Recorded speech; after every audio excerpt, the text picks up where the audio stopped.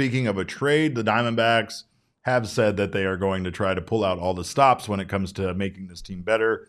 And, based on analyzing some of the options at third base, not a lot of stuff out there on free agency. Diamondbacks could end up making a trade for starting pitching as well. One of the names they've been recently linked to is Corbin Burnes from the Milwaukee Brewers, who has 1 year left on his deal. And according to his appearance today on Foul Territory, it sounds very much like if he does get traded, that he will be it won't be like a sign and extension kind of thing. He's going to play one more season and then probably go for that big payday for himself there after the season. But taking a look at Corbin Burnes' stats, I think I Smell Freedom said, hell yeah, another right-handed pitcher. Well, if you were interested in that right-handed pitcher, may I interest you in another right-handed pitcher here in Corbin Burnes? But obviously we know Burnes is one of the best pitchers in baseball. Had 193.2 innings pitched last year, went 10-8 with the Brewers,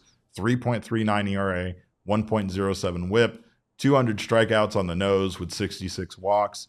And again, there's just something about Burnes that you feel like it would cost a lot, but considering he only has 1 year left on the deal, that it might not cost as much as we thought. There are some rumored packages per The Athletic, and I wanted to get your thoughts on this. One package would be trading Yu-Min Lin, Jack Hurley, and Christian Robinson, who the Diamondbacks have already DFA'd and had come back to them within the organization as potentially one trade package for Corbin Burnes. We do know Yu-Min Lin is probably one of the Diamondbacks' hottest pitching prospects in their minor league system right now, but still probably a little ways away from making a major league debut. Another package is potentially Davison De Los Santos and Ivan Melendez for Corbin Burnes. Just as an outsider here, do you like either of those deals? Is that something you would be willing to pursue for essentially what could be just 1 year of Corbin Burnes? Yeah, you definitely want to avoid getting only one bite at the apple here because Diamondbacks, we know their window is wide open right now, and you don't want it coming down even a tiny bit by giving up too much out of your prospect pool. Yeah. Ivan Melendez, I think there's still a lot to be figured out, a lot of swing and miss, but got ton of power, looked solid during the Arizona Fall League when I was able to get out there a little bit to watch the Salt River Rafter. So, he's a guy that, obviously there's some trepidation to possibly deal him, but I think to a degree, first baseman can grow on trees. I mean, look what the Diamondbacks were able to do just picking up Christian Walker, a guy who was blocked down in Baltimore, and they finally slowly work him into it, and they got themselves a kind of a franchise first baseman there for 5 or so years. So I think you're okay dealing with him. Obviously, with the buzz right now on Yu-Min Lin, a young starting pitcher, I think is going to see some time at Double-A this year. Maybe a little bit more questionable. I think Tommy Troy could be one of those guys where you could get away with dealing him, especially with the top prospect Jordan Lawler, inserting there in shortstop. So if you got Geraldo Perdomo, which I know some people like Jerry P a little bit this last offseason. I'm not really sure who, but I heard some buzz around the PHNX offices about Jerry P. But you got Perdomo and you got Jordan Lawler at shortstop. Do you need Tommy Troy? Maybe that's something that moves the needle and gets a deal for Corbin Burnes done.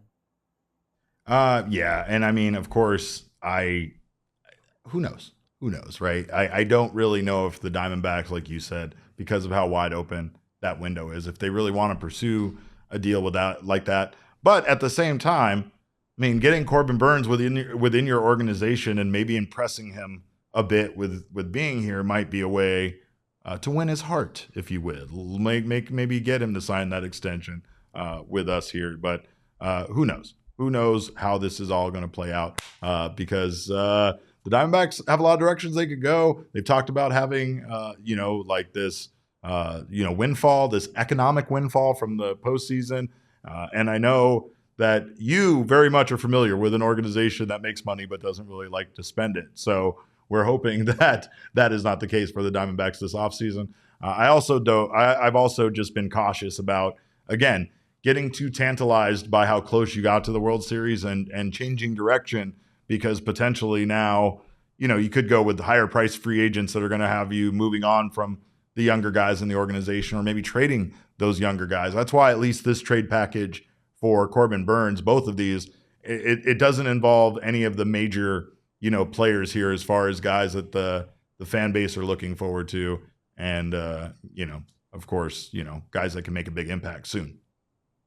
And you could be able to like sweeten the deal a little bit with some, additional pieces that allows the Diamondbacks to also like bring in a reliever like a Joel Payamps, who was really solid for the Brewers this past year. If you need another lefty in the bullpen, Hobie Milner. So, there are guys that the Brewers are not going to balk at including, like, hey, we're not going to make this trade because of this seventh inning arm. Like, no, all right, well, we'll go ahead and include him. So you could play around a little bit if you're worried about, giving up, a prospect like Tommy Troy. And again, by the time Tommy Troy comes to fruition, by that point, maybe Ketel Marte is more of a DH type. Maybe you move him to the outfield, and so Tommy Troy's your second baseman, or maybe he slides to third base. So a lot can still, definitely happen. And to your point about, re-signing Corbin Burnes, a lot of guys want to go to free agency. A lot of guys want to see what's out there. And no matter how much they enjoy their time with a certain team in a certain city, in a certain franchise,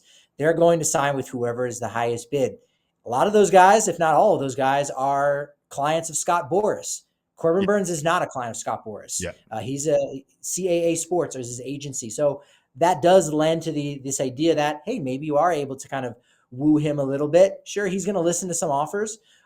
You could also even have the potential to get a qualifying offer, right? If Corbin Burnes says he wants to leave Phoenix or just go to the highest bidder, you give him a qualifying offer next year. If he declines it, then you get a compensation pick going forward. So it still allows you to have a little something even after the fact as well.